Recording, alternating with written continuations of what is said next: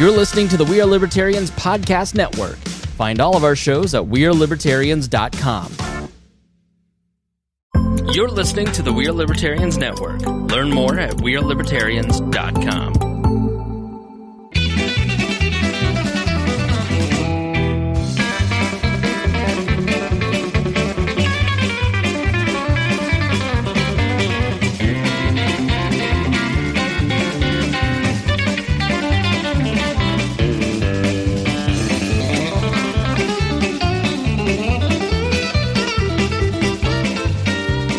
Welcome to the Balls Hog of Liberty podcast. This is episode number 287 of East Central India's favorite podcast. Jeremiah Morrell here, joined by executive video audio engineer, and sometimes he presses the buttons on time, Mr. Zach Burcham. I caught it this time. You caught it in time to admit your mistake, but it's very minor, so we'll let it go. Our special co-host / guest today is going to be Bash Crider. Hello. He is here. He is on camera. He is observing Drive January. We're going to talk about breweries, so that he's not cracking, folks. He's going to stick through it. He's got how many more days? I'm not observing Dry January, so I don't know how many more hours do you have left in this adventure? That's a good question. I should have calculated that. I mean, it's probably 6 days, so 6 times 24, 48, and about 120 hours to go. That was some fast math. Some of us sell stuff and have to use numbers real quick. Yeah, that was incredible. Yeah. That's the first time anybody's ever complimented my math skills. You know, he is an attorney, so he's good at lying. Yes. This show is going to be all about our lives in rural Indiana. We're here to push your boundaries and make you think as individuals. Sometimes we'll provoke you. Other times we'll make you laugh, but hopefully you'll always learn something new. Somebody will probably check my math and let me know it was nowhere close, but damn it, we got to an answer quickly, and that's what's important. We just did 15 solid minutes for you on Patreon, but when you actually get that file, it's going to show more like 28 minutes. And that's a promise from the Boss Hog team here that we will over deliver. If you join the Patreon every single week, you get, if you're up to like $50 a month or more, get your name dropped at the top of every episode. You got something to promote, we'll promote you. If you've got, if you don't have something to promote and you just want to hear your name, that's fine. We'll do that too. And we genuinely do appreciate the folks that make this happen. It's the reason why we're able to be here every week. It's the reason on a 27-degree snowy day that it's actually toasty in here, or somewhat toasty in here. It was about 65 when I walked in the door. Not too bad. So we say thank you to Christy Avery up there in Fort Wayne, Indiana, Jonathan Phillips of Andy Moore Buick GMC, and Jonathan Phillips for mayor. He's been trying to order a truck for me since October. I think we maybe are making progress. Don't know. GM has been acting like there's some sort of a supply chain crisis, but John's doing his best. And Anthony Meyer has been delivering parts for the automotive industry, I hope, all over the country as a truck driver, making things come true. Zach, are you okay over there? You're chuckling. I don't know if you're laughing at me, laughing at the chat. I'm always nervous. No, I was laughing at the thought of you need to go send Anthony Meyer to all of the suppliers and have him pick up. And he just shows up with a truck with your truck in the back of it, but in parts, and just drops it off at the assembly plant and says, "I need you to put this together because he needs my help." One piece at a time. He's getting everything that's on constraint, everything that's keeping them from building my beautiful unicorn GMC 1500 tow machine. But if Anthony Meyer delivered it, every panel would have a hidden meme somewhere on the panel. On the back side of it, it would be engraved with the Salt Bay. Just thousands of memes all over your vehicle. It'd be very, very troubling. There is merchandise available, but we are doing it in-house now. This is where Dakota normally says, send him an email, tell him what kind of merch you want, and he will put his wonderful bride to work doing it. So if you have merch requests for the Boss Hog Show, you want to show us off, Dakota at bosshogofliberty.com. Drop an email, let him know what you want, and he'll see to it that something happens. All right, I've talked too much. Bash Crider, you are back. I think you were here with us in October of last year. That Halloween timeline, right. Somewhere in there. Yeah, something like that. It's been 4 or 5 months. You came back to us and said, "Okay, I'm ready. I'm ready to do this." it was Cinco de Mayo. Was it Cinco? Oh my God, it was May. Yeah, it was a while before that. Oh, I thought it was Halloween. It was the other Mexican Halloween or Mexican holiday. Exactly. Dawn of the Dead. Dawn of the Dead. Was it really Cinco de Mayo? It was. My God, where did last year go, Zach? Yeah, there are two time frames now. There used to be like BC, before Christ. Now it's before COVID and after COVID, and everything after COVID is just a foggy blur. I still, part of my brain still in like March of 2020 kind of thing. Yeah, so true. I wouldn't have thought it was that long. So the events of Cinco de Mayo are why our friend Bash is doing Dry January. I was just, I was seriously thinking, like, how much smarter would it be to like do whatever your dry holiday and have a holiday like on the 1st? Yeah. Like, but it would have to be like a goofy holiday, like Groundhog Day or something like that, where it's just a fog. You don't know what day it is because it's like. I think it's called New Year's Day. Yeah, but people don't like. No, because people are drinking all through New Year's Day is the end of like a 10-day period where nobody knows what day it is. It's also like you got meat sweats because you've probably been eating like summer sausage for 4 days. You've lost track of everything. You lost track. Yeah, there's no time between Christmas and New Year's. It's just a blur. I'm still not out of that yet. I still don't know what day it is. You just worked your first 5-day week since I'm October. not quite. I'm 80% of the way done, but yeah, I think I worked my. Are you planning on showing up tomorrow? Yeah, You're an American. We claim success and victory before we earn it. I'm going to walk upstairs tomorrow and log into my work and do your part. Yeah, but I've worked. This will be my first or second 5-day week since Thanksgiving, I think. So our goal today is that we're going to talk to Bash. We're going to pick up where we left off on the Cinco de Mayo talk, and we're going to do a little cryptocurrency update because he has been our Henry County crypto expert because Chris Galt moved to Michigan for the Magenta team. And then we're going to talk the cream filling in this show today is going to be the Indiana Brewery, our struggling story because a local landmark is closed. And then there's a story that kind of originated from here in Henry County, that's making national news. So that's the itinerary. We'll see how far we go. We'll see what happens. We'll see if there's any filler, and we'll see if anything has to disappear. Danny Morrell is in the chat, and he says he still owes Bash honey. I don't know. Do you know? Do you think he owes you money or honey? I hope it's money, but honey would also work. Honey is also acceptable. With that coming from Danny, there's like a half a dozen possibilities of what that could mean. Absolutely. that has me wondering if that's one of the stories that led to Dry January too. Right? Yeah, exactly. All right. We're going to try. There are 5 key takeaways that you wanted to give us on estate planning for the younger generation.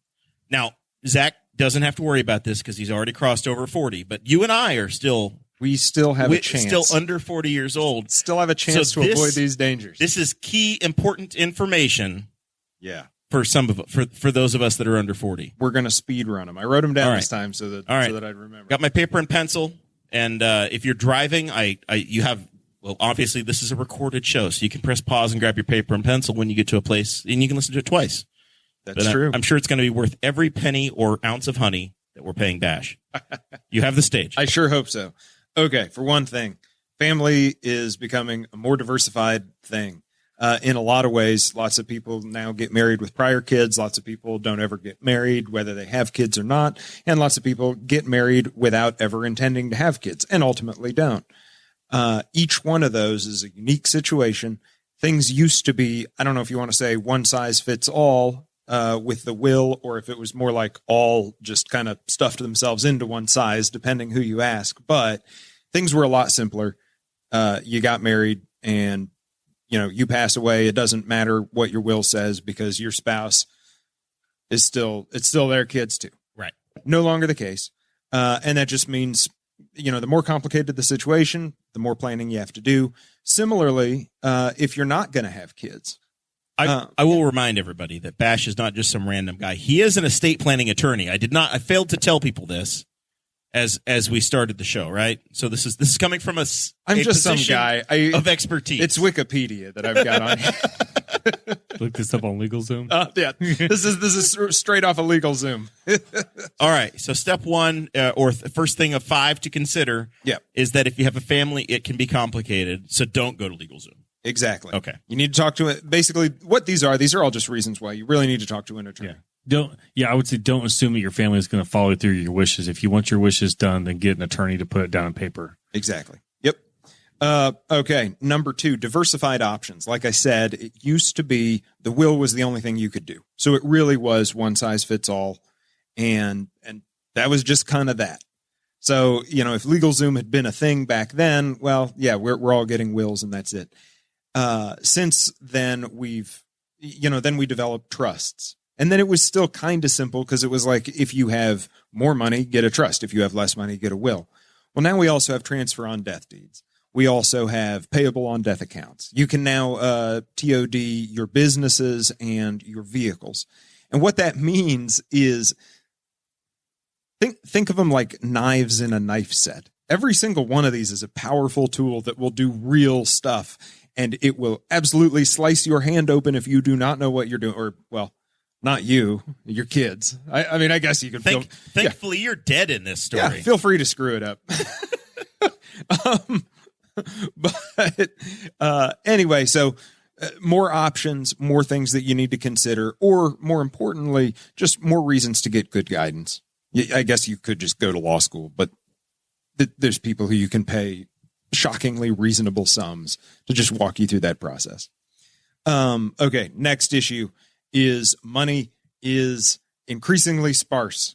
As I don't remember what exactly the statistics are, but as the younger generations are having less money and less opportunity, that means more problems because it is so expensive to fix these things. You set something up wrong. You TOD a property to... There are so many ways that you can just accidentally end up landing your house in like the control of like 2 adults and 5 kids. Okay. You do a TOD wrong or one of these other documents wrong. Say you set something up when you're 40 years old. Yep. And then your kids grow up and you thought you were going to have 1 kid, but you didn't touch it. And now you've got 4 kids and one of them's a stepkid. Yep. And then you said you left it to all of them and they don't get along 20 years down the road. Some of these things we can fix. Some of them we just simply can't. But some of these, like there are ways that you can actually just ruin everything. But there are ways that we can sometimes rescue a bad estate plan. But they're generally expensive. They take a lot of work. And if you don't have a lot of money, you really can't afford to, well, or rather your kids really can't afford for you to have screwed it up. Maybe. But again, I mean, if you've got plenty of money, you still don't want to waste it just undoing something that you don't want to keep messing with something continuously. Exactly. All right. So the next one is there seems to be this kind of maelstrom of misinformation about estate planning. And I understand why. A lot of it is because we do have so many options now. I'll have people come in, usually what people expect that they need is not exactly what they need. So I'll have people who come in and they say, I need a will. And it turns out they've got a special situation where we can do like a transfer on death deed. It's going to be cheaper than a will, and it's going to save their kids from having to go to probate. And so instead of saying, hey, sweet, I fell into a special crack, they get on social media and they say, will's a scam. You do a will, it's the lawyers trying to cheat you. You need a TOD deed. Well, then the next person who has 6 kids comes in, and only a maniac would TOD a... You're just legally dropping your kids into a cage match. Exactly. That's what you're doing. Yeah. Just boom, the house belongs to all 6 of you. Good luck. Like, oh, someone's got judgments. Now the house does. But, then they come in. Now they already are kind of not trusting the attorneys because somebody already told them, like, hey, it's all a scam. Even though the attorney is who directed them. Exactly. Yep. So that's one of the big ones. Is the challenge that some people would give you is that, hey, if you have me go with a will, now I have to go to the courthouse and have to pay money to get my money back out of this, right? Yep. That's the challenge that you hear from folks. That's a frequent challenge, or I'll have people who come in, like I guess I already gave the will example or the trust example. They come in thinking that they need a trust. And again, maybe they fall into some crack where they can do some of the transfer on death deeds. the point is there is way too many options. Well, Bash, why wouldn't I just give it all to my kids now while I'm still living? That way I can look like I'm poor on paper, and when I go to the nursing home, I don't burn through all their money. Oh, that's another one that's another one that happens sometimes. And if it works out for you, congratulations. That is wonderful. When you don't own your stuff, that's generally problematic. Like I've seen, where someone will deed their house to, to their son, in order to try to like dodge Medicaid. And then they don't go to a nursing home. And why did they do that anyway? Or they decide instead of a nursing home, I think it's time that I sell this house and move into an apartment. Son says, I don't think that's a great idea. And I own the house. So we're not going to sell it. It's not your house. Now we're fighting. Yeah. Or son calls him and says, "Hey, your I'm done. Daughter-in-law is divorcing me, and she owns half your house, and she wants you evicted." Or the son says, "Hey, well, we can dream all kinds of shit up, Zach." Oh yeah. Or the son says, "You know what, Dad? You're done living in that house. I'm selling it, and you're going to a home." Yeah. Yeah, because the real estate market just went crazy, right? And I'm moving to a condo in Boca Raton. Uh-huh. How much power do you want to give little Jackson, Zach? That's the question. None. I have to hope I still had a camper to live in. That's where I'd end up. What did you sell the house for, buddy? I wanted to buy Roblox skins or something. Like it would just be for credits in a game. Yes. I bought candy canes and skins. So then the last of the five is now we have all these predatory websites. And that, I mean, like realtor.com. I mean, essentially, Zillow. Yeah, the lawyer version of it. LegalZoom. There's a couple of them now, Rocket Law, etc. These are not AI. Is that by the Rocket Mortgage people? It could be. Rocket Law, Rocket Mortgage. It certainly might be. Give them a minute; they'll try. Yeah, and essentially what they try to present is this like, oh, it's simple. You already know. You were going to go in and tell your lawyer that you need a TOD deed anyway. You can download a TOD deed from us. It'll cost pretty similar to what the lawyer would charge. I need an attorney's view. I know you're still working on this, but I've had it. Now I'm worried. I just opened up a weed. My eyes are not good enough. I'm 39 years old. It says blueberry. It says Wild, Ohio, I think. Is that a cannabis plant on there, or is it just some sort of a blueberry plant? It says it's really brewed with tea. Very difficult to know. How long until we start seeing hybrids? Can you crossbreed Kind of fancy smell. Cannabis plants with like fruit and just end up with like cannabis infused fruit? That's the next thing. There's some guy living in his mom's basement who's brewing that genetic mistake up. Oh yeah. Yeah. Okay. So I've gotten ahead of ourselves by cracking that open. But, no, that's all right. So predatory websites. Yeah. So once again, you're saying stepping in to fill this void. Rather than paying that $200 to the website that you're not sure about, you've got, if you're in the listening area, yes, Bash can work with you. If you're in Indiana, yes, Bash can work with you, but find somebody locally that you can speak with. Yeah, find someone who is either local to you, or what's kind of funny is before the websites, I used to have, the same kind of frustration where it was like, I charge half of what they're charging over in Indianapolis. So, I guess if you are in a particularly wealthy area, you might want to go find a pseudo local attorney, though even then depending where you are, they may have a better idea of, what your particular needs are. But point being, see an actual attorney, not just that, see an attorney who does this kind of law. Like, don't hire me to do your custody case. I'm trained in that, but I don't do that. I don't do that repeatedly. I haven't seen, a long time ago I did, but not in years have I seen both ends of a custody case. Don't ask me to do that. It's not your core function any longer. Right. So go find a local attorney, find someone who knows about estate planning, who has handled a few estates, and and you'll be fine. The rest of it is, this doesn't have to be a hard or expensive process. Most people are shocked at how easy it is. I did mine with Bash somewhere between Cinco de Mayo and the end of last year. And after he was on the program with us, and Sarah and I went in, I think we met for maybe 20 minutes, half an hour, somewhere in there. Very simple, easy conversation, drew the paperwork up, and then we signed it maybe a week later. Good to go. Pretty painless. Yeah. So who needs to have something in place? I would say anyone with kids. If you are older than 18, then it's a good idea to get your power of attorney and your healthcare appointment. But as far as like when there is an actual need, I would say anybody with kids.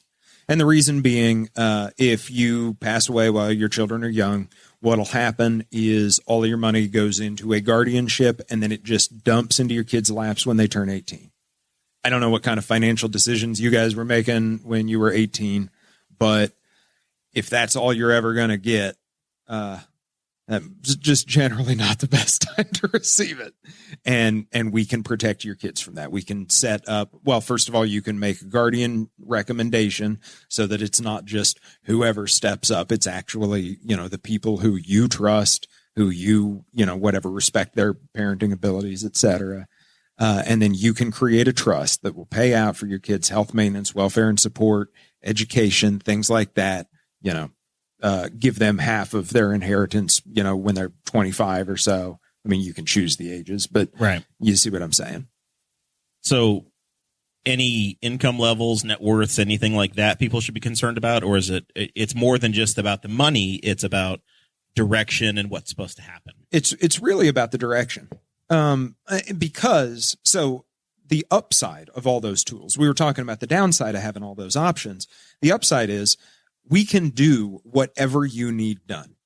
Like, we're to that point. Whatever you tell me, as long as it is legal, I can make you the documents that do that. So the only question is financially optimizing it. If you don't have a lot of money, there are cheaper options. If you do have, a lot of money, which will probably also mean complexity, then there are ways that we can handle that complexity. Just lots and lots of mattresses. That's pretty simple. just have to make sure that they, that they don't fall into the wrong hands. Exactly. All right. So we know we have a lot of crypto billionaires that have been created. Better believe it. You have also become the Henry County crypto expert for us. Is Tulip Mania over? What's going on in the old world of crypto? Is it too late? Should we still be investing? Is it no different than buying a euro or a dollar or a peso? What should we know as of 2023? So I would call it too late. I would call it dead, but I think there's a really important caveat there. Like, there's still people making money and losing money on Beanie Babies.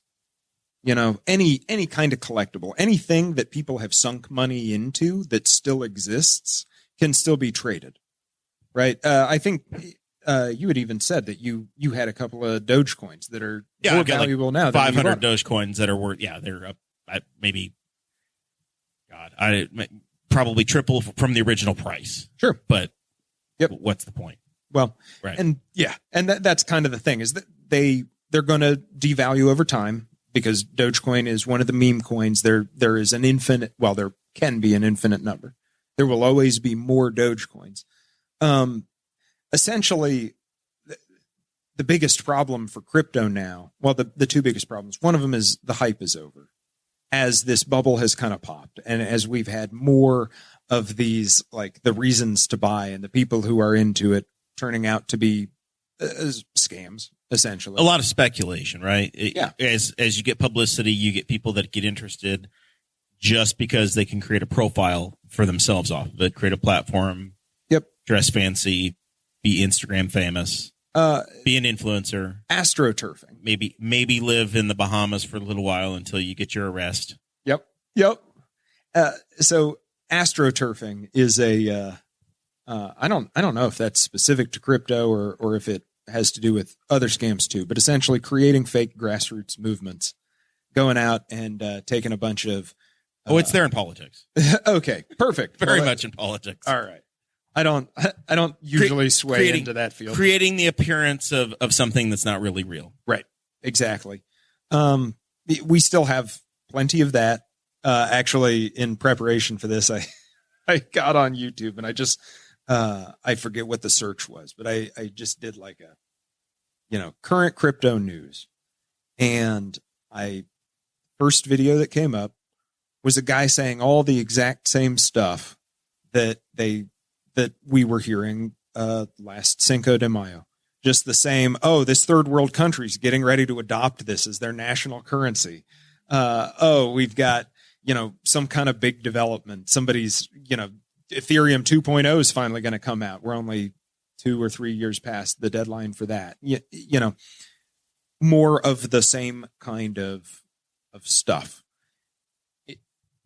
Now, again, though, dead doesn't mean that it's not still going to fluctuate. It still has a market, right? Yeah. It'll still putter. But it's no different than it's a currency, right? So if you're looking and you're saying, okay, it's the US dollar, the Mexican peso, the euro, the Japanese yen, they all change in value in relation to each other. So you're just simply judging a US dollar versus an American or versus a Dogecoin, right? Sure. And how many pennies is it worth at that one time? Yeah. And they will probably, I guess several of them have dropped to nothing. So certainly they could all drop to nothing. Right. The odds are they won't.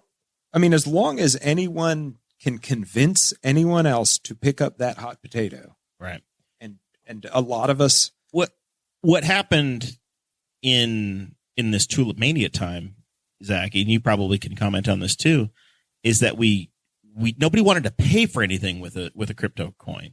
Everybody just wanted to hold them as a speculative investment and say, well, I bought that Bitcoin at $500. Now it's worth $70,000 and I had 40 of them. So here's all my money. So you're not using it as a currency. You're using it as a speculative item that's going to go up in value, right. But you're not churning it as currency, right. But you have no problem. You don't say, I'm going to hold on to this dollar because it's going to be worth X amount in 20 years.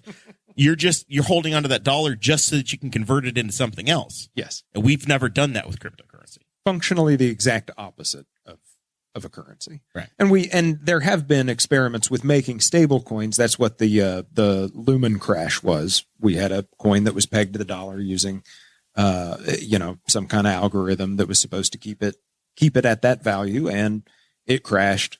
More, millions or billions, et cetera, were lost. Another thing that I think will actually hurt cryptocurrency is blockchain technology is finally finding some uses. Like, as it has stood, it's been a solution without a problem. And as a result, the only thing that it has solved is, so like Bitcoin's a good example. Bitcoin solves exactly one problem, and that is, how can Bitcoin exist? Bitcoin can't be used to fix anything. It can't be used to program, et cetera. The Bitcoin is the first cryptocurrency, essentially, that was widely adopted, and it is independent of any government. Right. That's the selling point behind cryptocurrency, is that it's independent of any of these nations' currencies. Yes. So it's a third party currency, essentially. Not a third world, but a third party currency. Right. Potentially for the third world. Well, we keep seeing that AstroTurf. There are constantly these photographs of like people on computers, and it's like, whatever, Ethiopia is adopting Bitcoin. Get ready. You better buy some coins before all of these Ethiopians in this photograph. Meanwhile, like the GDP of Ethiopia is like 2 Bitcoin. Right. Like at its peak, it was like, they literally like, how much you got? How depressing it would be. Like, how much you got in the bank? I got 1/10,000th of a Bitcoin. That's all I got. Oh yeah. Well, and what was that number? We looked it up a minute ago. 65% of the earth has access to the internet. Elon's working on that. Oh, well, yeah, he'll solve it. Bitcoin and Starlink for everybody. Yeah. Speaking of cryptocurrency scams, all of Elon's pump and dump, with Dogecoin, like, hey man, that paid for Starlink. I don't know what. Somebody had to be sacrificed so that we could have internet as we're roaming the world. Yes. Here's the fun thing is, I didn't know when he said Elon's pump and dump. I didn't know which company he was talking about, because that's Elon's shtick. He's going to court right now for the Tesla pump. Yeah, I was gonna say he's very good at stock pump and dump, where he like goes in, says a bunch of stuff, and then quietly unloads like $1 billion. And right? He unloads. He doesn't like, I made $1 million. It's like, dude, I made $1 billion. Like, well, and unfortunately, I think that the lack of regulation in cryptocurrency is what has kind of resulted in this bubble popping. The bubble didn't pop because people got bored of cryptocurrency. It popped because it becomes the Wild West and emerging technologies and yada yada yada. Over and over, people keep getting scammed. And we have, just as a culture, we generally have, cell phone companies are a perfect example. We have an emerging technology that nobody has access to, and then eventually we have 20 or 30 or 40 different solutions, which ultimately, and the airlines are the same thing. And then eventually you end up mergers, failures, acquisitions, where you get down to 2, 3, maybe 4 companies or technologies that are doing something. And then you get this oligarchy style system. And yes, you technically have choices, but they're these massive corporations or massive systems that have barriers to entry so that the institution grows, and it is what it is. Yep. That's what we've seen for generations. Yep. Well, and we're not there yet with cryptocurrency. We're not. We don't know, at some point, if we get down to 2 or 3, then, it'll be Bitcoin and Ethereum or whatever, but we don't know what currencies are going to survive, if any. Right. And which ones government is going to support or choose to like. This is true too. Blockchain technology, distinct from cryptocurrency specifically, actually is starting to find some actual applications. There's various like ticket holder services, CRM, I think, is using a lot of blockchain stuff. So that's, blockchains are catching on, but not necessarily as currencies. Because ultimately blockchain is an accounting system. Yes. It's a way to keep a ledger. Yep. All right. In a off-site, third-party secure way. Exactly. All right. So that is our cryptocurrency update. Ta-da. Wasn't that hard. We learned something, Zach. Yep. Are you ready to buy anything? No. You don't have anything to sell either, do you? No. You're good to go. Me and my 500 Dogecoin are going to continue to ride it out because I don't want the tax consequences of selling what I have. Well, there's 2 things. 2 points I had was, one, I asked Bash last time he was on. I said, okay, am I explaining this right? That it's completely built on faith of the people being able to market whatever. There's no actual like value to it if you don't determine. So that's the hard part to wrap my hand around. There's no value in a dollar either. Yeah, kind of. More so. I mean, the Bitcoin might be kind of proving, or rather disproving the idea that the dollar is only kept afloat by our imagination. Yeah. And then the other part is that like at the peak of like Bitcoin and stuff, you had all these guys who were billionaires, except they couldn't remember the 24 passwords to get into their wallets. And one dude, I would love to have seen, there might be a follow-up eventually. There was one guy who was one password attempt fail away, I think, from losing access to like a $300 million crypto wallet. The good news is now it's only worth like $4 million. Yeah, he it's not nearly as much of a loss. But those 2 things, as somebody, it's so much better now. Yeah, because like those 2 things, as somebody who can forget my password very easily. Yeah. What the guy needed to do is throw it in a trust and then make it his attorney's problem. And then it's on somebody like Bash to figure it out. There we go. That's not a bad idea. Not for me. Whoever you are, don't call me. Don't put it in the trust and then make the attorney deal with it. And then just walk away. Looks like the pilot from Airplane trying to land with the sweat just running off his face like a faucet. Listen, if you are out there watching and you need a estate planning crypto attorney, Bash Crider, Main Street, Newcastle, Indiana, 47362. If you want to be a pain, Esquire. If you want to be a pain, have him convert your entire estate into crypto, and then have your kids they've given you Are all you the clues, but they have to guess the passwords to get their inheritance. Were you always looking for a way to be a burden upon your children? Turn your inheritance into the worst escape room ever. Turn your inheritance into Betamax tapes that they can convert 50 years later. Yes. All right. Now, we've been talking about things that aren't that important, but now it's getting ready to get real, guys. Henry County is going to get a brewery. Finally. That's exciting. It is called the Blue River Tap House. I have a very terrible right arm. I can barely throw a football, but I could reach the Blue River Tap House from the Boss Hog Studios. I could make it from here. We're all excited, and we get this news that one of I don't know if you're familiar with the WAL network, with the Weird Libertarians Network. We've been around for about 12 years, and Chris Spangle, myself, Brett Bittner, Chris Galt, all of the founding members of the WAL network, we used to get together and we would hang out at Jesse Riddle Blackacre Brewery on the east side of Indianapolis. Really, you'd hang out there. Oh, we would go to Blackacre Friday night, have a Liberty and Chill. That was a WAL function.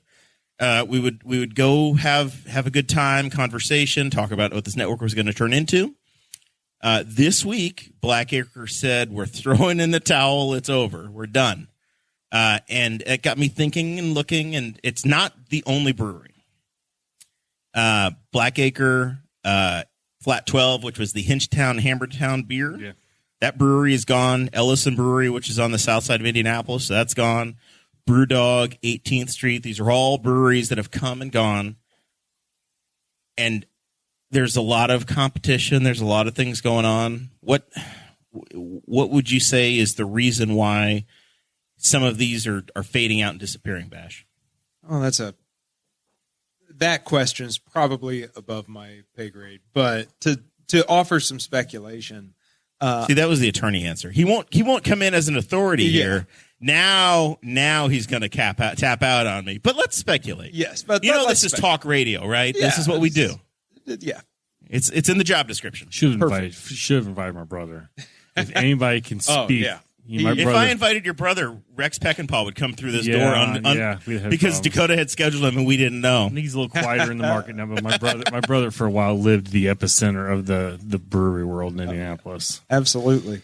And Josh Batt is still in town, and Chip Marsh and yeah. So I think that's 3 Chip Marsh references in the last 3 weeks. Chip, at some point you're going to have to do the show. Ooh. We could do a beer tasting with Chip on here. Not in January. I'm going to confirm something because Chip did come up, and Bash is in a unique position to confirm. Chip Marsh is the same person now in terms of he's like that he was in elementary school. Was he not he was remember him kicking kickballs on the roof of the school? That's right. He was the big kid that was just physically dominant over everybody else in the 80s. Yeah. Yeah. and now he is he grew into exactly what people thought he might grow into. That is hilarious and true. So anyway, back to breweries. Sure. Well, there is a lot of competition, and it's an increasing amount.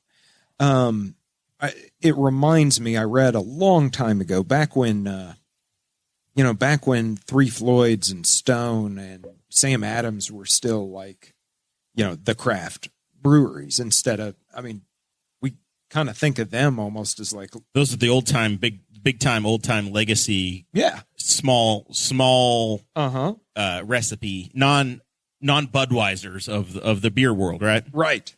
But they're standbys. Yes.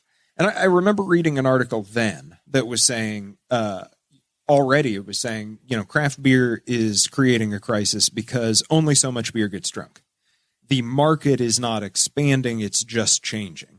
So Sam Adams is not inspiring more people to drink beer, they're just carving out that Budweiser group, and Stone is carving out, some, etc. So as you get more of these breweries, it just, simply becomes more difficult. Now, I do think that the beer community has evolved in a lot of different ways. Chip and I, and sometimes Bat, Jared needs to I got to get back in touch with Jared. Get a kid, man. Ruined him. Man. It used to be so much fun. Whew. All right. Well, I guess that explains it. I'm going to get a call tomorrow.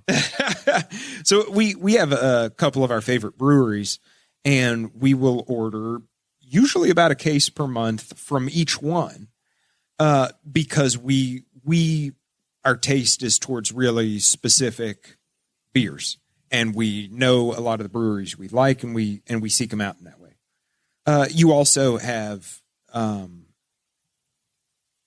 people who enjoy trying the different things and the atmosphere, like brew pub goers. Right. And I have to wonder to what degree that market in particular is getting oversaturated. Yeah. So my thoughts as I was putting the show notes together, which, by the way, if you join Patreon at any level, you get access to a super special Facebook group where you get the show notes delivered to you. You join that Patreon group, you can see the show notes, find the links and the articles that form the foundation of the show, and follow along with us as we're discussing. I think your oversaturation point is very fair. And in Henry County in downtown Newcastle, we have 0 tap houses. We have 0 breweries. But if you go to Indianapolis, you've got one on nearly every street corner. If you're downtown Indy, you've got 5, 6, 7, 8 of them within walking distance of many locations, or you did. Right. You've got 3 in Muncie, maybe 4 in Muncie. There's one in Rushville. Rushville has Fish Moon. Has Fish Moon, which is a brewery. I think they're a brewery, at least a tap house, but I think they're actually a brewery. They brew their beer. Guardian is up in Muncie. You've got the Hurrah, which is an old school tap house. Right. And you've got, you've got a lot of places that carry craft beers or specialize in craft beers. And I don't think you necessarily have to be a brewery, but if you have access or you have that style, a nicer location that actually cares about what they're pouring, I think that's what this community's been missing. Desperately. And, I think, and that's not throwing any shade at Primo or anything else that's in town. Right. But it's just it's a different niche and they're all complementary to each other. Right. Well, also, I mean, you need more than 1 or 2 places, right. Yeah. I do think that the tap room or the tap house also kind of impedes some of the small breweries. This is a generalization, but I feel like there are really 2 kinds of breweries. You have some of them like Gugman House in Indy. That's probably my favorite local brewery. They have a couple of dark beers that are incredible.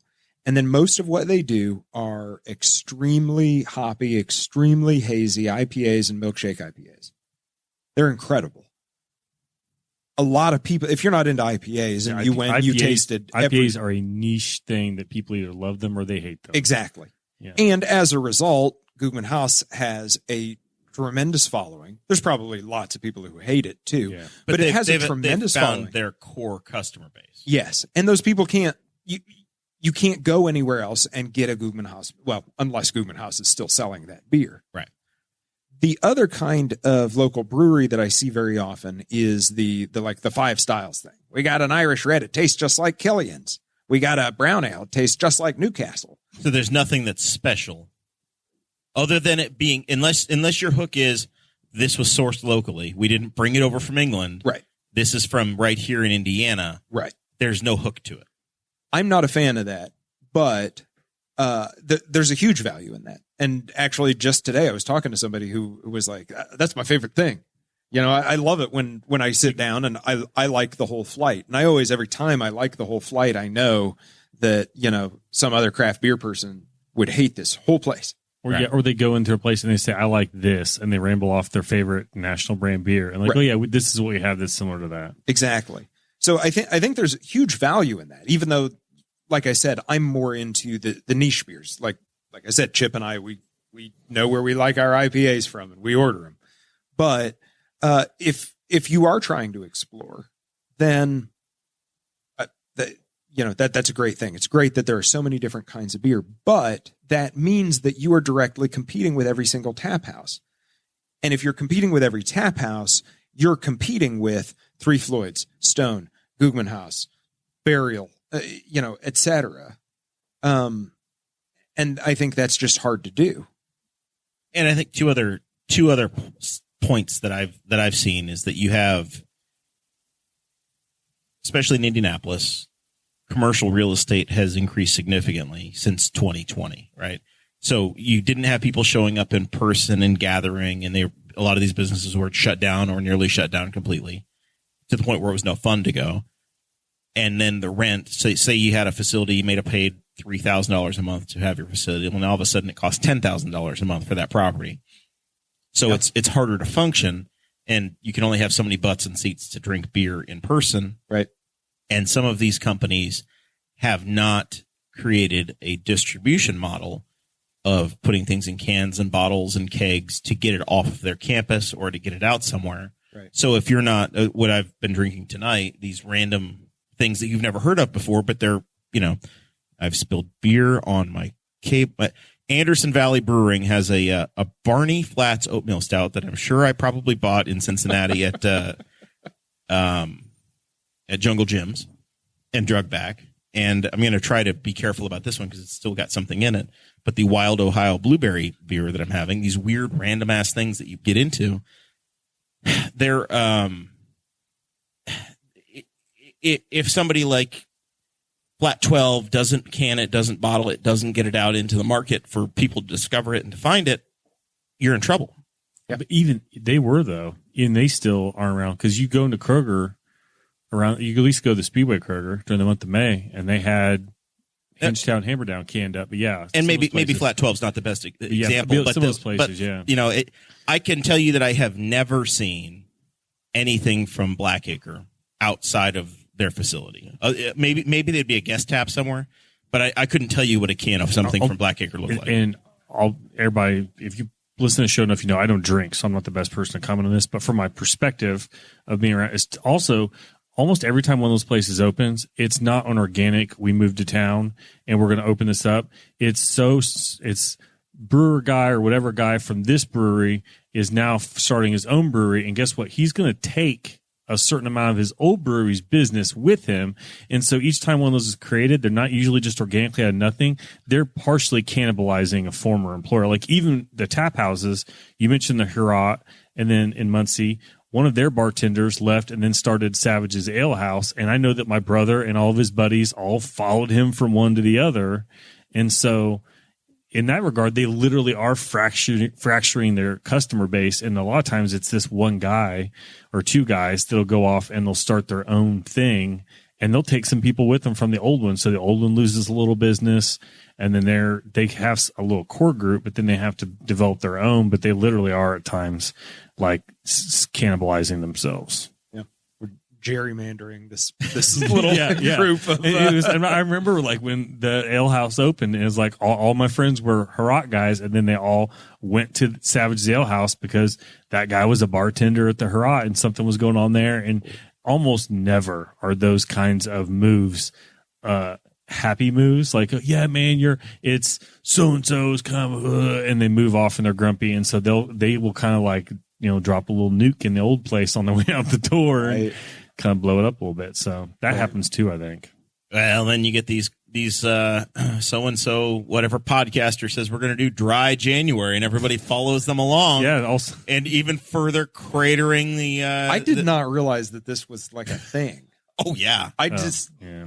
Sean Rao and I used to just 1 month out of every year, we would just not drink. And then he was like, we used to do it in February because it was the shortest month.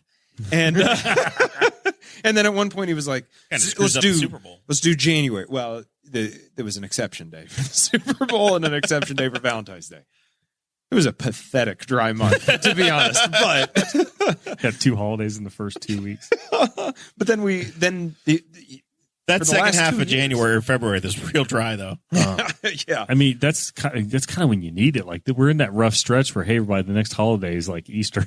Yeah, but I think it's a fickle, trendy group. I think like a lot of people are just going to whatever's the next new thing, the next new thing, the next new thing, and eventually, if you're like an OG brewery, you're now the 15th or now actually probably you're the 150th oldest brewery in Indianapolis, even though you've only been around for 15 or 20 years. Okay.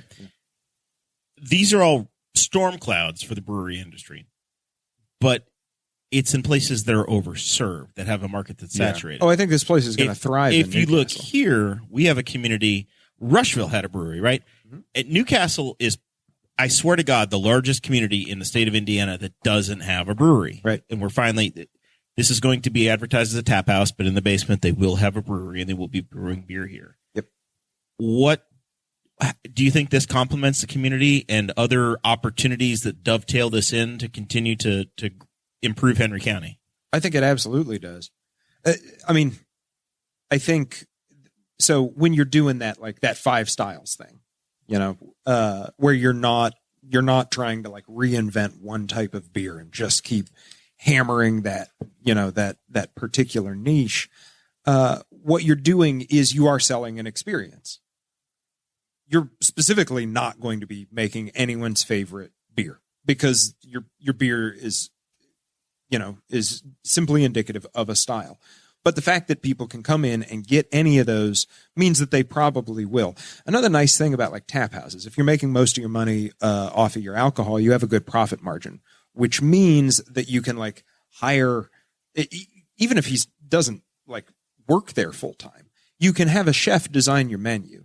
And that's something that I find to be a lot of fun about going to a lot of breweries and brew pubs that, you know, even if I'm not in love with the beer, is like gourmet burgers. It's a cool place to go for some food as well. Yeah. And by law in Indiana, we have to have food available in some fashion anywhere they're serving beer. If you have like a killer like pretzel or like like loaded fries, whatever, just people want to go in, have a beer, have some like killer bar food, like a step up bar food. Mm-hmm. Then even me, you'll get me in there buying a root beer. And then just, and go in there, chill, like have beer, be in and out pretty quick. You're not having a full meal. Maybe you go do that and then you go mosey down to Primo or. Very often they'll have trivia. They'll have reasons to make the place fun. Yeah. Now in the show notes, there is a story from Grow and Henry, the Henry County Economic Development Corporation, telling the story here a little bit about the brew house.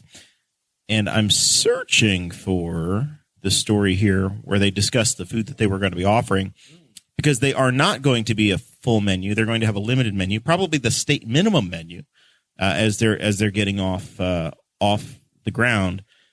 But they are intending to work with some other facilities around the community and support them. So carry out delivery options where food from Primo could be brought in, etc.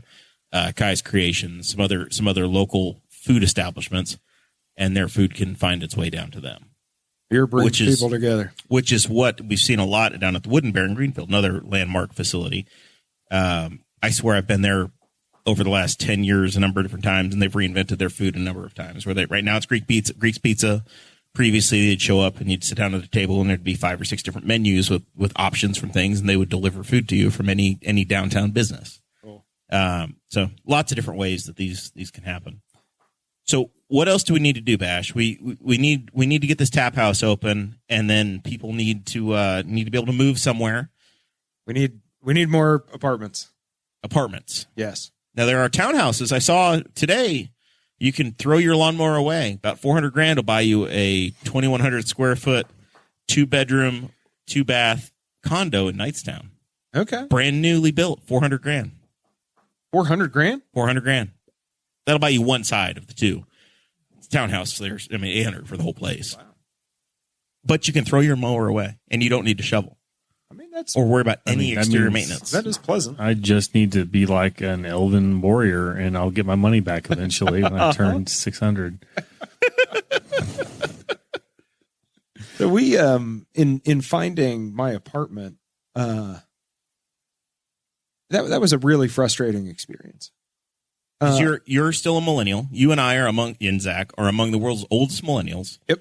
So you want that downtown lifestyle. Yep. A while back, I sold my house. So Haley and I were looking for an apartment, and we have a number of nice apartment facilities and apartment offerings. They are all low income. And then beyond that, there's Jamestown, and that's it.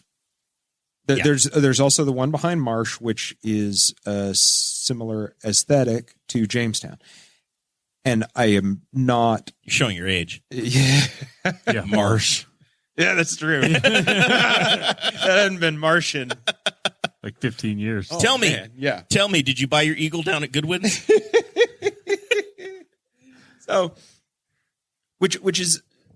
That's not a slight against Jamestown. Or your Oldsmobile at Castle Chevrolet? What did you do? Well, we had gotten out of a movie at the Castle Theater, and we were looking for an apartment.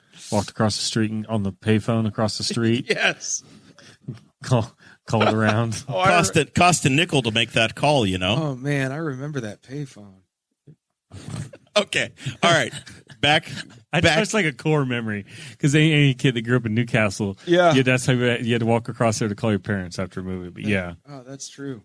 I think there's a struggle with apartment builders to build an apartment complex and then not almost immediately to get by have to turn into like accepting vouchers for like low income housing. You get some grants. The mess that happened to our poor Jennings building, like that's kind of that killer. That's the building that's got potential to turn into a nice place. If have you seen those apartments? They're gorgeous.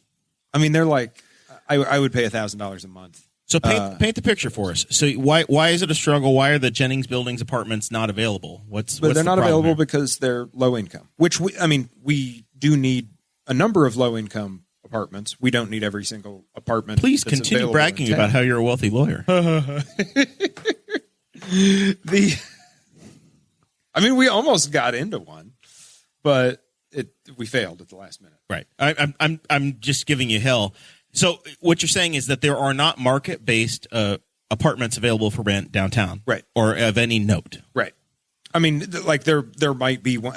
We were so lucky to find one. Actually, it was, it was a nightmare. Like one of the worst weeks of our whole relationship. Like we were both so stressed and frustrated, and we were getting ready to go spend, a mortgage payment per month to live between, a doctor and a drug dealer because there's only one place for all of us to live. Yep.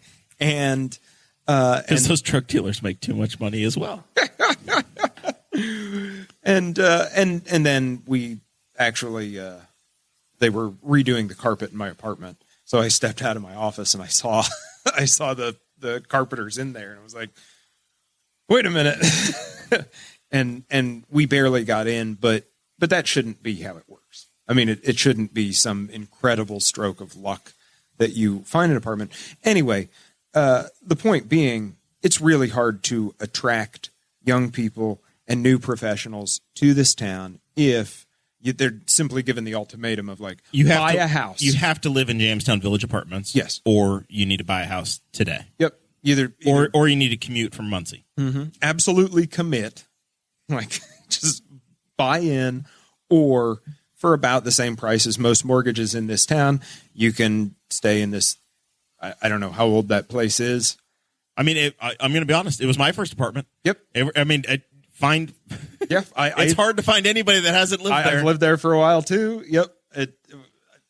We all have. We've all had Colonial Drive addresses. And it's good that we have that option. Again, I'm not saying, tear down Jamestown, but I am saying that it would really be nice if we had some other options. So somebody build one. Like, I know you won't get the grants up front, but like people will come pay that. And that'll also help the other businesses. Like, I think that it's a frustrating aspect for some of the downtown people that we have this huge, gorgeous apartment complex specifically filled with people who have on paper proven that they cannot go downstairs and give money to the businesses, which is not completing the cycle that it was envisioned for. Exactly. Which is several problems. Like we do need to be helping people to not be in situations where they have to have special housing, but we also, But you ultimately, what happens is you incentivize people to not go make more money because then they'll have to move, right? Well, that is one of the things that happened is like Haley would have qualified at that time for the low income, and I would not. And we were kind of forced into this, like, do we lie? I mean, we could just not give my name, and then because a lot of those low income apartments are nice. They're nicer than, no offense, Jamestown. Is Jamestown even locally owned? Not anymore. No, okay, all right. No, Screw you, third Jamestown. party. Yeah, okay. Then, yeah. So from somebody who's never rented, I'm like a weirdo. So well, tell me more about your 4-vehicle lifestyle, Mr. Burcham. Yeah. So I drove 3 of the 4 this week. So when a complex obviously goes into low income, like is that the only people they can serve then? So they can't, like a normal, like you can't come in and say, I'll pay whatever rate for this apartment. Are they pigeonholed then into only renting to that? Correct. Okay. Yeah. So once they go, it's just that complex is just kind of off the right. Because they get some favors in order to do it. So it makes sense that they can't, take the government grant. Okay, we're going to use this to help people. Oh, you've got cash, get in here. Yeah. You know what I mean? Well, then with the bummer, I know somebody that lives in the Jennings building, and they complain because parts of the building aren't treated very well by the people that live there, because it's not everybody. Right. But like, so she came out one day and she needs to use the elevator to get up and down, and somebody just punched a hole through the button. And so it took them a while to get fixed or whatever. So then, like, I would think that if you can rent and get the market rate, then those people are going to be treating the place better, potentially, than an apartment full of people. There's always people that are entitled if they think they're paying for it or whatever. But I wonder too, just like you go downtown, and I was triggered by a post on Facebook where somebody said everybody talks about that their key thing for their downtown is, for Midwest downtown, is their historic downtown. And it showed a picture of the downtown street, and it looked like every down, like they all look kind of the same. And I was like, this is triggering. And I posted a picture I had taken of like our downtown street. And I was like, all of the buildings, I wonder what's on the second floor, what's on the third floor. Some of them have third floors, a lot of them second floors. And what our downtown has, though, is it does not have a tremendous number of empty storefronts. No. Yeah, we're as of recently, yeah, we're doing a great job. Yeah, and the tap house is filling one of the few kind of holes, but it was a nice building. It's being redone. There's another building the upstairs is being redone, the one that they're throwing the mural on the side. And when they uncovered those windows, I was like, oh, that's a killer space too. That upstairs would be a killer space. I thought, man, if there's the only thing, I know that the historical committee downtown would eat me alive for saying this, but if there's a way they could throw little balconies on some of those upstairs buildings and stuff to kind of overlook downtown, those apartments if you could turn those into apartments, it would be killer. There is a push right now, and I'm not sure which group I don't know if it's the Main Street Project, but I do know it could be the EDC.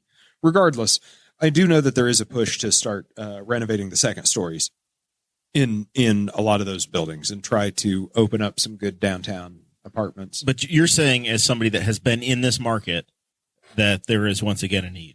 Oh, just like we've seen the need for single family housing, there is a massive need for young adult housing that doesn't require you to have limited income, so to speak. Exactly. And I'll say also, I was in a unique position because I grew up in Newcastle and Haley didn't. So she is not. Did she keep finding? I'm going to piss Zach off. Did she keep finding houses that looked cool that were on streets that had just letters for the names? And then you said, "Oh no, ouch. No, no." It had to do. I like my little lettered street. Amazing. See, this is the shit you can do in this town. Is that you can just poke little tiny hair, little. For the longest time, we always joked that we just broadcast from somewhere north of Q. Yeah, and he's looking down at me from his house on Caucasian Acres. Or Caucasian Estates, I call it. There's also a thing even with the house. Hey, man, we got a new road. With you got enough road to see from Main Street. Once you get out of the side. They successfully paved enough for me to be able to not have to drive on the old pavement. Jeremiah's. They took his mailbox out. That is what 6 years of podcasting will accomplish for you. I'll tell you what, nothing. One of the little perks of small town life is seeing a weird thing like that happen. And in some cases, you know exactly why it happened and who it like we've had Joe Wiley on the show. One year, they paved the county road that the Morrell 5K was on just to the point where the 5K turnaround was. And I was like, thanks, Joe. And it was a literal thanks, Joe. But yeah, even in the housing market, we had this donut situation, and this is going to be talking pre-COVID numbers because post-COVID numbers make my head hurt. But it was really easy to find a house in Newcastle 4 years ago under $100,000, which I know in some people in the market would blow their mind. Not crappy houses, like nice little houses. It's like 50s. This is a very 50s town kind of.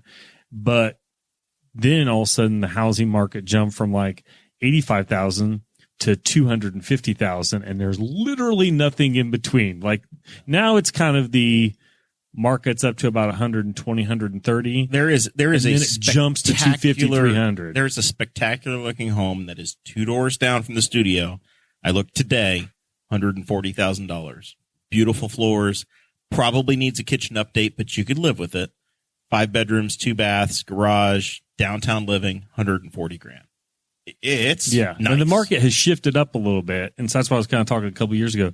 Yeah, we had this kind of crazy housing situation in general, and apartments would help that situation. Apartments can kind of fill in that middle ground too. Buy or don't live here is an even rougher ask as the market improves. Well, and something that I was discovering as Haley and I were looking, because for me, Newcastle's just in my blood. It was incredibly disheartening. Have you tried to leave? I have. I went all the way to New York for college, and I spent half of every barbecue year in Florida. And I came back. And here you are. Here I am. Like a moth to a flame. Like a moth to a flame. All right. I interrupted. No, that's all right. It was very disheartening for her, and it sent, I think, a very unfortunate message to her. That regardless of the quality of the one option, why is there only one option? Just nobody. You don't even need to tell me what it is. What sucks, but something must suck about this place. Like we don't need more than one apartment complex, and it only had like one opening at the time anyway. Right. So it's like there's only Jamestown. We can't even get into Jamestown. You have a limited number of people that are willing to invest or put the risk in. And I, thankful for Mike, Patty, and Scott for turning this building around and investing in downtown. They're absolutely in creating a spot for this podcast to exist in downtown Newcastle. But there aren't a lot of people. There's a handful, but there are not a lot of people that are willing to put the effort in that they do to invest in the community to create that. Right. And it comes with real financial risk. You go out and you buy a building that it might be okay, probably going to be okay. We hope it's okay. God, we're praying it's okay. Hope it doesn't need too much. To get it turned around so that you can rent it to a podcast that's going to sit there for 4 or 5 years and and churn out one apartment upstairs. But it's now a productive building in the community. It takes a special person that's willing to do that, and that doesn't. You have to find somebody that's willing to invest in buildings like that versus saying, no, I'm going to go invest in my crypto and triple my money this quarter. I don't want to play the long game here. The hell with my local town. Right. I'm going to buy me some Tesla stock, and we're going to go to the moon. Yep. That's what those are competing against. That's true. Or just grab up the grants to make another low income area. Yeah. Yeah. That's very true. Well, hey, if you're thinking about it, here is at least one testimony that we desperately need more apartments. If you are trying to decide, should I build an apartment complex? Do it. Just do it. Please do it. High-rise downtown apartment complex. Yeah. Make it near the new brew pub. Yeah. Downtown. We don't want suburbia. You want walkable. Yeah. Pack them in tight. Yeah. Got a coffee shop down here now. One of the most magical things about those the Jennings Building apartments is the view from the windows. Like it looks like a downtown area. Yeah, like a sweet downtown area. It really felt. You can see the Christmas tree. Yeah, I felt my sense of pride in Newcastle swell when I was in there looking out those windows, and it was like And then they put the velvet ropes up and said, "No, sir. Yeah. No, sir. Get back in your Range Rover. You can't stay here." We saw you sit down. Your wallet's too thick. That is a bummer. Like I don't, like I said, I never plan on going anywhere, and so I live in a house a quarter mile from where I grew up. But I didn't realize that when those apartment complexes kind of switched to that, then all of a sudden they're just locked out. And we do have, like, apartment complexes have gone up, or at least there's one a couple blocks from my house that went up, and it's nice. But I think that, and he kind of got attacked for they wanted to do an expansion, but like they build it, and I think they try for a minute, and then they just say, okay, never mind, and they just switch to whatever it's called, and then they're kind of gone to that. They go to a subsidized model, and then it's done. Hey, you guys want some happy news? Yeah. So Gayla Taylor is a Boss Hog alum. She's been a patron for the show, and I've watched this story go from my local news feed to national news in the last 3 days. Are you guys familiar with Gayla Taylor and her grandchild's dog? I've not heard of this story. No. Okay. So her son, the daughter, and the son-in-law, or whatever, the two of her kids, and then her grandchild, moving cross country, hauling their U-Haul, autistic 8-year-old son in the back seat, and their family dog, their therapy dog. They're going from California to Indiana. Dog goes missing, like gets out of the car. They stopped to check under the hood. Dog disappears in New Mexico. Oh no! Can't find the dog anywhere. They have to press on, so they left the dog behind. So kids crying, sad, horrible situation. Gayla takes it upon herself, makes all kinds of Facebook posts, figures out where they were, starts posting in community of New Mexico. Dog shows up yesterday or the day before, 100 miles from where they were. Ends up in a shelter, and she had called. Then they're trying to figure out how to get the dog back because they've made it to Indiana at this point.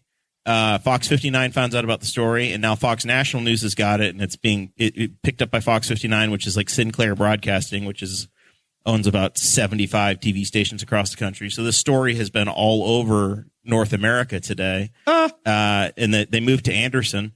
But it's Gayla's grandson, and he's getting his dog back. That's incredible. So it is coming back. There's a GoFundMe. They're paying for the transport. The dog went to a dog spa today and got its nails done and got all done up, so that this transport driver could pick the dog up and come back home to Indiana. Oh, that's lovely. So a nice story, Zachary. Yeah, everybody likes a good reunion, and it's in the Boss Hog family because Gayla's an alumni. Especially a dog. Who doesn't want to see a happy dog? That's it. That's perfect. Yeah, that's wonderful. So, all right. Final thoughts, Zachary Burcham. You got anything for me? No, I'll share an embarrassing story I was telling before the show. As I went to Subway today, and I sat at the drive-thru like an idiot. Don't they have an app for that?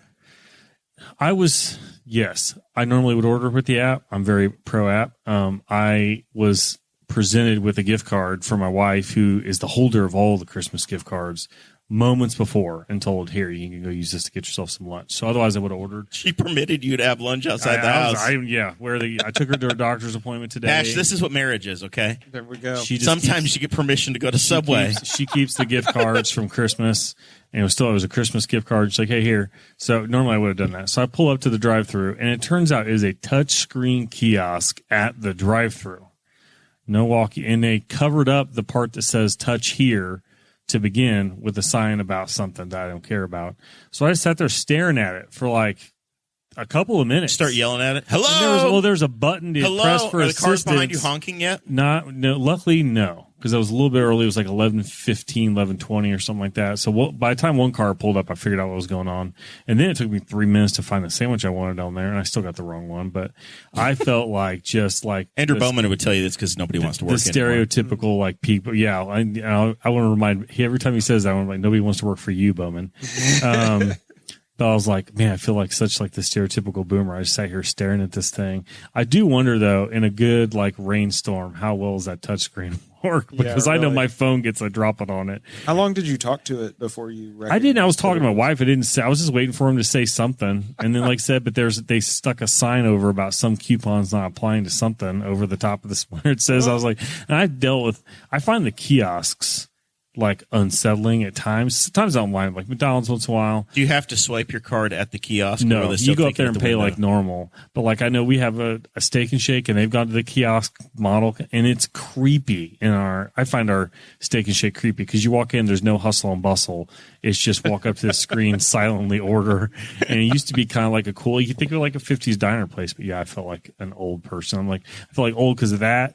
My neck hurt for I had like a Charlie horse in my neck from yawning last week. And what was the other thing I said that made me feel old? I can't remember. I posted something on Facebook about these things. These things made me feel old today. So other than that, no, it's cold. My kids are going to be hanging around till 10 o'clock in the morning tomorrow because it's a 2 hour delay. Again. Another 2 hour delay? Another 2 hour delay. These kids are soft. I mean, I would argue, but I get up and run in the morning in the conditions in which they can't walk and drive to school. I don't know if it's, who knows what it's for, but. You haven't missed a day yet this year, have you? No, I just looked. I think I'm at 391 days or something in a row. No, so I missed a day this year. All right. Final thoughts, Mr. Bash Crider. If nothing else, you need to promote yourself. If somebody wants to get in contact with you. Sure. And they would like some legal assistance. Sebastian Crider. My firm is Hayes Copenhaver Crider Harvey. We are catty corner from the Castle Theater, white building with blue awnings and a brick front. Many old law books. Yeah, and if he doesn't answer, just start yelling and throwing pebbles at a nearby window, and you'll eventually get to him. I live next door, so yeah, you just make a bunch of noise, and I'll come out one way or another. And we do estates and adjacent things like adoptions, deeds, etc. Very good. In sports news, this is the little part of the show where I get to talk about sports. Even though Dakota had nothing to do with programming today, I'm throwing it in the final thoughts. The game of musical chairs is happening in the NFL for head coaches. Frank Reich got a job today with the Carolina Panthers. I hope he does well. He's moving to Carolina. Watch him do well when he actually has a GM that can build a team. Dan Quinn has removed himself from consideration. He was one of the Colts finalists, and he says, nope, you know what? The hell with this. I'm staying with Dallas. So he's out of the game. The musical chairs are ending, and all of these coaches are saying they're staying with their team, which is going to lead to what, Zach? Jeff Saturday keeping the job. They've interviewed 13 people. 2 of them have already said, no thanks, I don't want the job. They're down to 11. They had announced a list of finalists, and Jeff Saturday's on that list. There's a petition of people that don't want it to be Jeff Saturday. There's about 1,500 people as of yesterday that had signed the petition that said, absolutely, hell no, please not Jeff Saturday. Don't let him be our head coach. Poor guy, Jeff's a nice guy. 1 and 7. But it was, get rid of the GM. I haven't watched any NFL all year. Get rid of the GM. He's too arrogant. He's really arrogant for a guy who's built a really crappy team. Zach, what do you think about? You got predictions for this weekend? The world of motor racing, top end, high level North American auto racing Rolex is 24. back in the Rolex 24. Yeah, at Daytona, the first of the speed weeks. No, and I didn't pay that much attention to the roar. I did see that Shanks on the pole. I was kind of surprised it wasn't Elio behind the wheel because I know he's not their full-time guy anymore. So he's normally kind of their qualifications guy.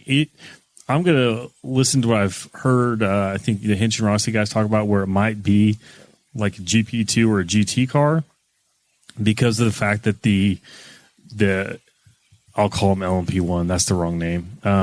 The top-end prototype. Prototypes, yeah. The custom world they're prototype. all brand new drivetrains, brand new cars, and they're gonna not break, but they're gonna these cars have run problems. on batteries and combustion fuels. It's the first time they've ever had hybrids running. They sound awesome, but if somebody wants to see something cool, and this is not new to racing, the LMP cars in Le Mans were doing this a couple years ago. Specifically, I know Toyotas were. If you want to hear something that's kind of cool, listen to a race car fire up on hybrid power on full electric. And then it does that weird, sounds like a sewing machine on steroids. And then about 100 yards down the road, the engine fires. And it fires at like full throttle. And it sounds awesome because it sounds like you're a creaky door to hell opening up. And then it just fires. It's awesome. Kevin Lee, formerly of WMDH, sports director at WMDH, now NBC Sports, said on his radio show that he's a pit reporter for this race. And because there are 80 cars in the race, he cannot stand behind pit wall because it is wall to wall of pit stands. So the only way he can do his job and know what the hell's going on, he has to be across pit road, which is unnerving enough. But he said for that first 10 seconds when the cars are on coming in, you cannot hear them. So he said with his headphones on, he can't hear a car coming. Yeah. So he's very concerned he's going to get run over by a race car because it doesn't have that normal throaty growl that they're supposed to have. They need to give him like the Jetsons. I mean, he still wouldn't hear that over headphones. But yeah, like street cars, they make a sound. They have to play sound. So some of them's like Jetsons cars and stuff just to hear people so pedestrians can hear them. But yeah, I'm going to find a way to sit on the couch for as much as I can for the weekend just to watch that. That's especially the night stuff. So I'll hope an IndyCar driver wins something. So I'll hope the Bus Bros pull down a win. They are in the second class, but the class ahead of them is fraught with issues. Yeah, so those are all brand new cars in the top class, and so it's a good chance that while some of them might finish, they might spend a lot of time in the shop because everybody knows you never buy the first new year of a model change. There's a lot of recalls, and so yeah, they might have some problems. So one of those teams might be able to win it. So. Going to be fun to watch. For an entertaining race. Truly appointment viewing. I think the race starts and stops on Big NBC. There's a little bit on USA, but if you have a Peacock subscription, roll it on Peacock all weekend. Just turn on Peacock and enjoy it. So with that, we say thank you guys very much. It's been a pleasure. Hopefully Dakota Davis successfully delivered a baby tonight. We will see you guys next Thursday.